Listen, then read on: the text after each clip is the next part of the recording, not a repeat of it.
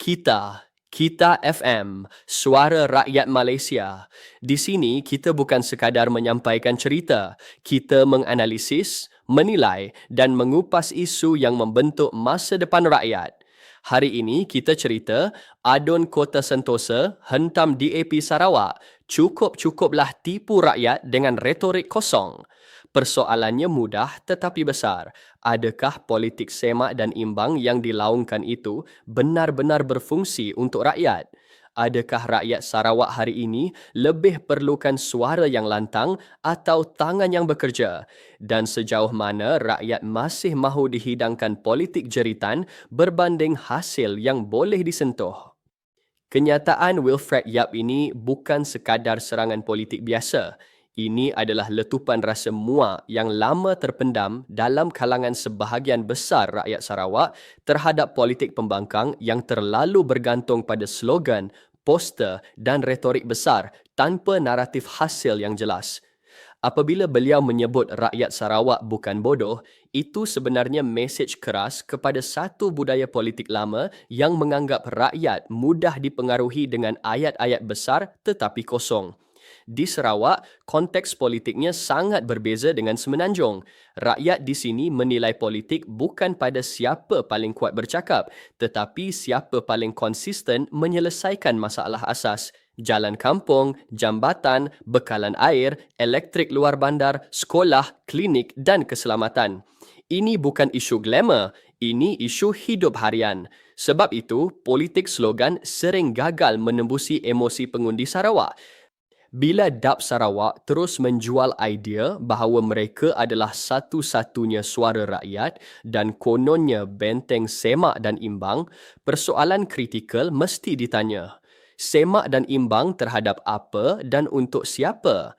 Adakah semak dan imbang itu diterjemahkan dalam bentuk dasar alternatif, pelan keuangan atau pelan pembangunan yang realistik? Atau sekadar menunggu kes mahkamah, isu lama dan sensasi media sosial untuk dijadikan peluru politik? Wilfred Yap menekankan satu perkara penting yang jarang disebut secara jujur dalam politik. Semak dan imbang bukan jeritan di luar pagar. Ia adalah proses institusi, undang-undang, audit, perbahasan Dewan Undangan Negeri, laporan keuangan, ketelusan peruntukan.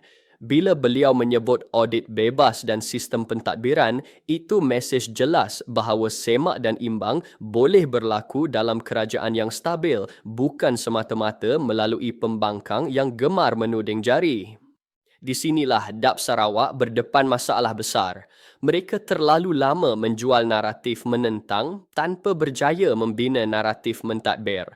Rakyat Sarawak tidak menolak pembangkang, tetapi rakyat menolak pembangkang yang tidak menunjukkan kematangan untuk memerintah. Menyalak dari luar pagar, seperti yang disebut Wilfred Yap, mungkin menarik perhatian seketika, tetapi lama-kelamaan ia membina keletihan politik. Dan bila kes di mahkamah dijadikan bahan propaganda, ia membuka satu lagi persoalan besar tentang etika politik. Adakah keadilan masih dihormati atau sekadar alat kempen? Rakyat semakin celik. Mereka tahu membezakan proses undang-undang dengan permainan persepsi. Apabila segala-galanya diputar untuk keuntungan politik, kepercayaan terhadap institusi juga terhakis. Ini yang Wilfred Yap maksudkan sebagai politik songsang. Di tengah-tengah semua ini, kita perlu bertanya dengan jujur, apa sebenarnya yang rakyat Sarawak mahu hari ini? Mereka tidak minta video cantik. Mereka tidak minta slogan viral. Mereka minta jalan yang boleh dilalui waktu hujan, bekalan air yang tidak putus, elektrik yang stabil, sekolah yang tidak rosak, peluang ekonomi yang nyata. Inilah ukuran prestasi kerajaan di mata rakyat. Gabungan Parti Sarawak telah lama bermain dalam politik hasil. Sama ada kita suka atau tidak, realitinya GPS menang kerana konsisten menawarkan kestabilan.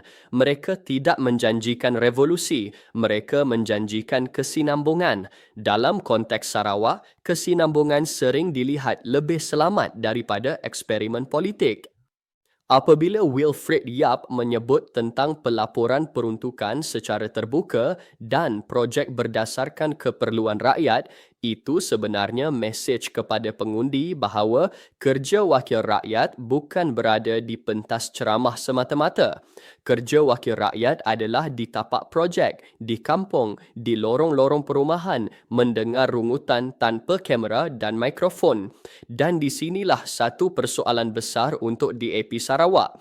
Jika benar mereka mahu diyakini sebagai alternatif, bila masanya mereka mahu beralih daripada politik retorik kepada politik pelan tindakan. Bila masanya mereka mahu membentangkan bajet bayangan, pelan pembangunan negeri atau pelan fiskal yang realistik untuk Sarawak. Selagi itu tidak berlaku, label semak dan imbang akan terus kelihatan kosong.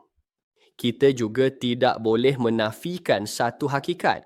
Politik Sarawak sangat sensitif kepada kestabilan.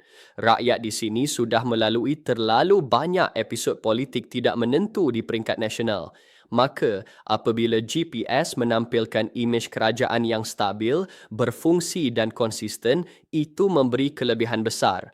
Pembangkang yang dilihat hanya muncul ketika pilihan raya akan terus ditolak ke tepi. Kenyataan penutup Wilfred Yap bahawa Sarawak perlukan pemimpin yang membina, bukan pemusnah, adalah peringatan yang kuat. Politik bukan tentang siapa paling kuat menjatuhkan orang lain. Politik adalah tentang siapa paling mampu membina kehidupan rakyat. Retorik mungkin menang sorakan, hasil menang kepercayaan. Jadi, persoalan akhirnya kembali kepada rakyat Sarawak sendiri. Adakah mereka mahu terus mendengar cerita lama yang diulang-ulang atau mahu menilai berdasarkan apa yang telah dibuat dan sedang dibuat? Adakah mereka mahu politik emosi atau politik fungsi? Dan adakah masa depan Sarawak lebih selamat di tangan yang bekerja atau tangan yang hanya menunjuk? Ini bukan soal mempertahankan siapa betul atau salah secara mutlak. Ini soal realiti politik di lapangan. Dalam politik Sarawak, siapa yang gagal memahami budaya hasil dan kestabilan akan terus bercakap seorang diri. Dan di titik ini, mesej Wilfred Yap jelas. Cukup-cukuplah politik menipu dengan retorik. Rakyat sudah matang, rakyat sudah menilai dan rakyat mahu lebih daripada sekadar kata-kata. Itu dia ulasan dari Kita FM, suara dari hati rakyat Malaysia.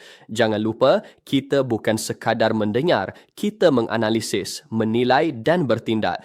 Jumpa lagi dalam segmen seterusnya. Terima kasih.